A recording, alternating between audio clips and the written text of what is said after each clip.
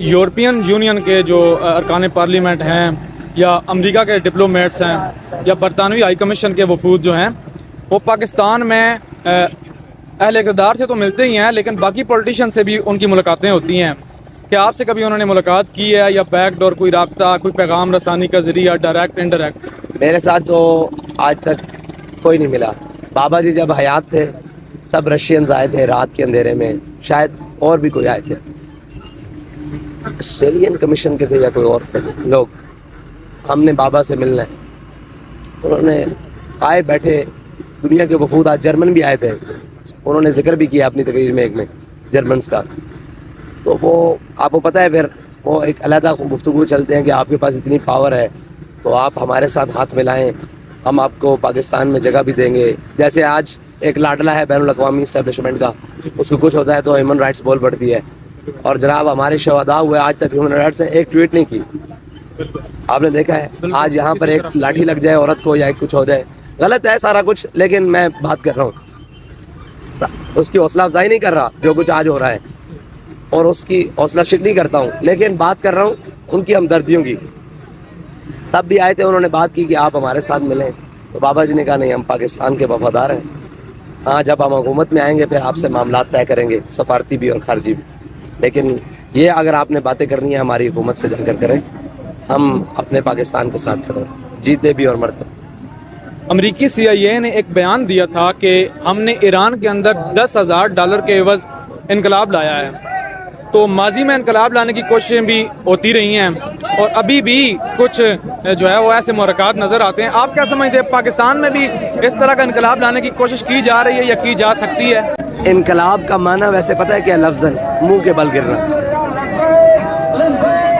لفظاً معنی اس کا منہ کے بل گرنا۔ ہم انقلاب کی بات نہیں کرتے، ہم محمد عربی کے دین کی بات کرتے ہیں۔ کبھی کسی نے کہا ہو انقلاب لا رہے ہیں یہ، ہم دین کی بات کرتے ہیں۔ ہم اس انقلاب آتا ہے تو خون بہتا ہے، اور دین آتا ہے تو لا تثریب علیکم اليوم، آج کسی سے کوئی مواخذہ نہیں ہوگا، الیوم یوم المرحمہ، الیوم تعز الکعبہ۔ انقلاب آتا ہے تو خون بہتے ہیں، لاشیں لٹکائی جاتی ہیں۔ جب دین آتا ہے تو پھر تو سلطان ایوبی جب جا رہا ہے بیت المقدس میں تو قوم کی بیٹیوں نے کپڑے اتار کر گھوڑوں کے پاؤں میں رکھے، اس نے لگامیں کھینچ لی، اس نے کہا ہم ان کو پاؤں کے نیچے دینے نہیں آئے، ان کی تو عزت اور بڑھانے کے لیے ہیں۔ انقلاب کا معنی لوگ اور لیتے ہیں۔ اگر آپ ریفارمز کی بات کرتے ہیں، آپ قوم کے حقوق کی بات کرتے ہیں، ساری باتیں کرتے ہیں تو وہ تو ہم ہیں۔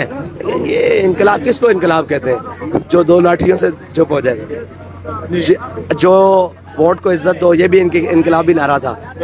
اور بھائی کو وزارت عظمیٰ مل گئی تب گئے، اور روٹی کپڑا مکان، یہ بھی انقلابی نعرہ تھا۔ جب حکومتیں مل گئیں 88 میں ملی، پھر بعد میں جو بھی ہوا تو خاموشی ہو گئی۔ یہاں لو اور دو کی سیاست ہے بھائی، بڑی کھلی باتیں ہیں۔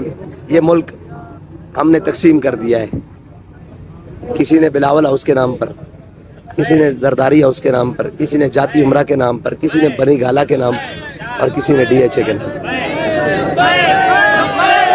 سر سندھ کے اندر بیریا ٹاؤن بھی، سندھ کے اندر یوم تکبیر کے دن، جس دن پاکستان ایٹمی پاور بنا، اس کی سالگرہ کے دن ہی سندھ کی علیحدگی پسند تنظیموں نے یہاں پر ایک متشدد پسندانہ ہڑتال کی کوشش بھی کی ہے۔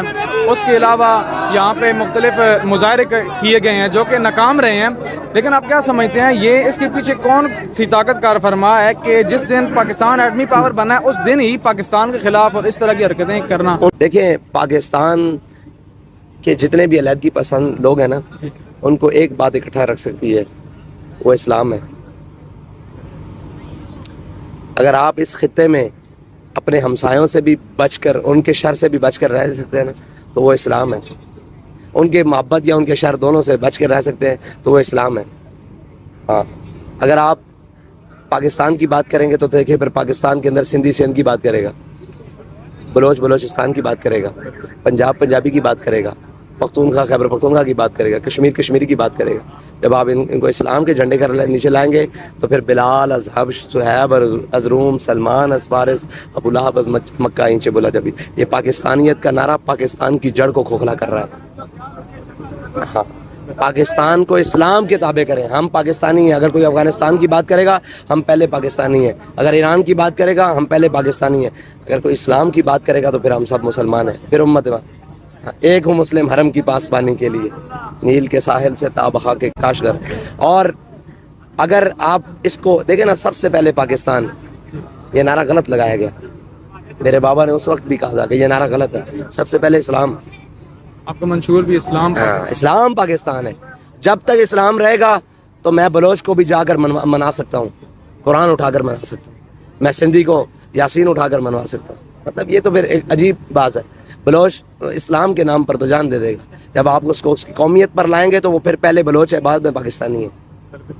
ہاں, اور کسی حضرت سلمان فارسی سے پوچھا تھا, وہ تو ان کی عمر بھی بہت زیادہ تھی, کہ آپ بتائیں آپ کے والد کا کیا نام ہے. تو انہوں نے کہا کلمہ پڑھنے کے بعد سلمان بن اسلام بن اسلام بن اسلام بن اسلام.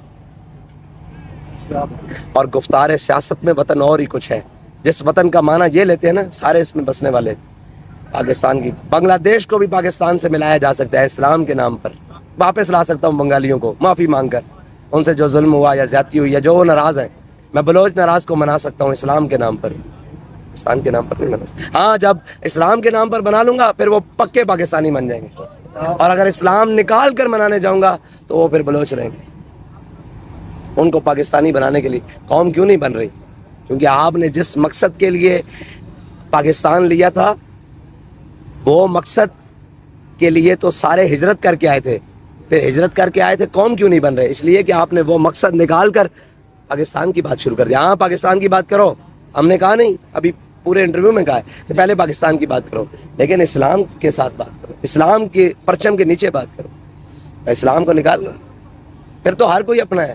پھر جب آپ سندھ میں چلے جائیں گے تو پھر سکھر والے اپنا مہر وہاں قومیں ہیں, پھر تقسیم کیا ہے. ہم رہ سکتے ہیں, پھر اللہ کے حبیب کے غلام بن کے رہ سکتے ہیں, اللہ اور اس کے رسول کے احکام مان کے رہ سکتے ہیں, اور اس احکام میں اقلیت کو بھی کوئی مسئلہ نہیں ہوگا.